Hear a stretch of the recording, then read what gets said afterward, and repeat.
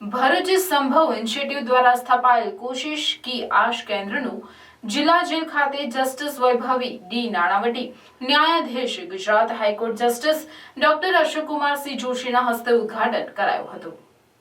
ભરૂચ જિલ્લા જેલ ખાતે જસ્ટિસ વૈભવી ડી નાણાવટી, ન્યાયાધીશ Gujarat high court justice doctor Ashokkumar C Joshi, ભૂતપૂર્વ જજ Gujarat high court R.K.. Desai, principal district જજ ડિસ્ટ્રિક્ટ કોર્ટ ભરૂચના એન.પી. રાઠોડ, અધિક્ષક જિલ્લા જેલ ભરૂચ અને હિરાંશી શાહ સંભવ ઇન્સ્ટિટ્યૂટના સ્થાપકની હાજરીમાં ઉદ્ઘાટન કરવામાં આવશે। કોશિશ કી આશ કેન્દ્ર કેદીઓના પુનર્વસન, સુધારણા અને પુનઃએકીકરણના ઉદ્દેશ્ય સાથે સંભવ ઇનિશિયેટિવના પેટ્રોન ઇન ચીફ ન્યાયાધીશ સી.કે. ઠક્કર, ભારતની સર્વોચ્ચ અદાલતના ભૂતપૂર્વ ન્યાયાધીશ, અને સંભવ ઇનિશિયેટિવના પેટ્રોન જસ્ટિસ એમ.આર. શાહ, ભારતની સર્વોચ્ચ અદાલતના ભૂતપૂર્વ ન્યાયાધીશના માર્ગદર્શન હેઠળ શરૂ કરવામાં આવ્યું છે। આ કેન્દ્ર 3Rના પ્રોટોટાઇપ, રીચ આઉટ, રેપોર અને રિફોર્મના મિશન દ્વારા તેમની માનસિક સુખાકારી માટે વ્યક્તિત્વ પરીક્ષણ અને મનોવૈજ્ઞાનિક ઉત્ક્રાંતિ અને મૂલ્યાંકન સાથે મનોવૈજ્ઞાનિક સમર્થન અને કાઉન્સેલિંગ પ્રદાન કરશે।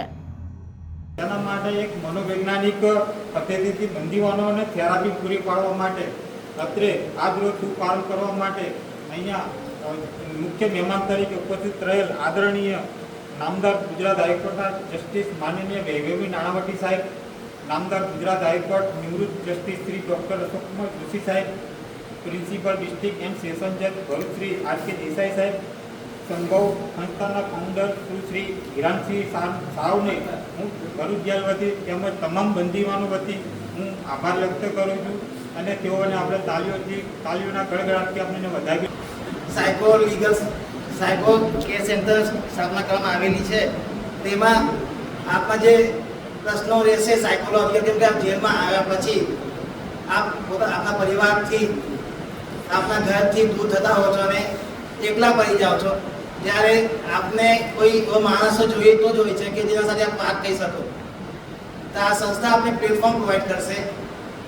જે સંસ્થાના જે સાયકોલોજીસ્ટ આપને વિઝિટ કરશે તેમને આપ વાત કરીને આપનો જે માણસ ઘણી વખત કોઈ સાથે વાત કરીને અધૂરું થઈ જતો બધે થઈ જાય છે, એટલે આ સંસ્થા આપને એક તક આપશે।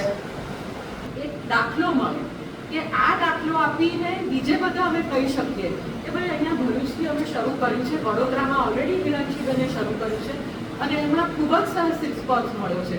તો ભરૂચમાંથી બી એટલો રિસ્પોન્સ મળે અને એ લોકોની એવી આશા છે કે દરેક ડિસ્ટ્રિક્ટ જેલમાં આ વસ્તુ, આવા સેન્ટર્સ બને કે જેને લીધે તમને સગવડતા મળે। તો હું મારી ઉપસ્થિતિનું આ કારણ છે અને આજે મને અહીંયા ઉપસ્થિત રહેવા માટે આ લોકોએ એક મારા માટે વિચાર્યું છે, તો એના માટે હું ખૂબ ખૂબ આભારી છું રાઠોડ સાહેબ। જેલમાં એક્સપાન્શન કરવા, જેલમાં વધારો કરવા, જેલમાં જે બીજી સુવિધા સગવડ જે છે એ દરેકને યોગ્ય મળી રહે, મહિલાની સાથે રહેલા બાળકોને પણ સુવિધા મળે, તે તમામ પ્રયત્નો હંમેશા ચાલુ છે।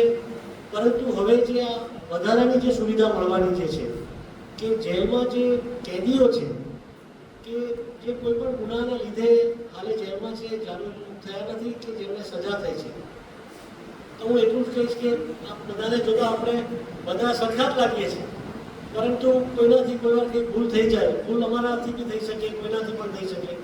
તો કોઈ જન્મથી જ કોઈ ગુનેગાર હોતા નથી, પરંતુ આપણા સંજોગો, આપણે જે સમાજમાં રહીએ છીએ, જે આજુબાજુના વાતાવરણમાં આપણે રહીએ છીએ, તો કોઈ વાર એવા અસાધારણ સંજોગોને લીધે એક વાર ગુનો થઈ જતો હોય છે। તેનાથી એવું ના કહી શકાય કે દરેક કેદી એ જન્મથી જ ગુનેગાર છે કે તે ગુનો કરવા માટે જ તેની વૃત્તિ રહેલ છે। સુપ્રીમ કોર્ટના ભૂતપૂર્વ ન્યાયાધીશ અને જસ્ટિસ એમ.આર. શાહ સાહેબ ભૂતપૂર્વ સુપ્રીમ કોર્ટના ન્યાયાધીશના માર્ગદર્શન હેઠળ કરવામાં આવ્યું છે।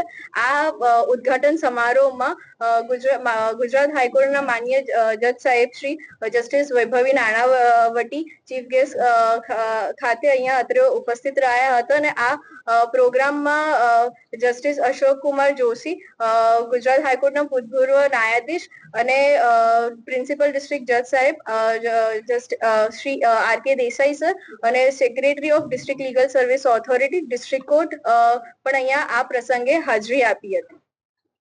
અને મારા લેવલે મેં એ સમજાવ્યું કે કોઈ ચિંતા કરવાની જરૂર નથી. દરેક વ્યક્તિને કંઈક કારણસર કંઈક થતું હોય, જેલમાં જવું પડતું હોય, પણ જેલમાં રહીને એવું વિચાર ન થવું કે બસ અમે તો હવે આ દુનિયામાંથી જતા રહ્યા. પણ એ લોકોને આખા ઊભા કરવા માટે, કે જેથી કરીને સમાજમાં સરખા લેવલ થઈ જાય બધા, એના માટેનો આ બધો એક આઈડિયા છે. અને મેઇન હેતુ એ છે કે આંગળી ચીંધ્યાનું પુણ્ય મળે. માત્ર એવું જરૂર નથી કે એના માટે બહુ મોટી ડિગ્રી જોઈએ અથવા બહુ પૈસા જોઈએ કે આ તે, પણ એ જે કંઈથી સંદેશો લઈ જાય ને એ સંદેશો બહુજન સમાજને ફેલાવે તો એક મોટી મદદરૂપ થઈ શકે. અને જેથી તેને માલિક જે કયો, ઈશ્વર તો એક જ છે, એ એના પુણ્યના એક બુકમાં નોંધ કરે કે આ એક ભગીરથ કાર્ય થયું છે. અને અમે એ લોકોને એ જ કહ્યું કે આનો આ કાર્ય સફળ તો જ ગણાશે કે જો 5-10%, 20-25% લોકો આનો ખરેખર રીતે ઉપયોગ કરે તો આ પ્રોગ્રામ સફળ ગણાશે. અને તમારો મીડિયા પ્રેસનો ખૂબ ખૂબ આભાર કે તમે લોકોએ પણ કિંમતી સમય લઈને અહીંયા હાજર રહ્યા છો. એ અમારા માટે ગૌરવની વાત છે અને ભવિષ્યમાં પણ આવો સહકાર આપશો એવી આશા રાખું છું. Thank you very much.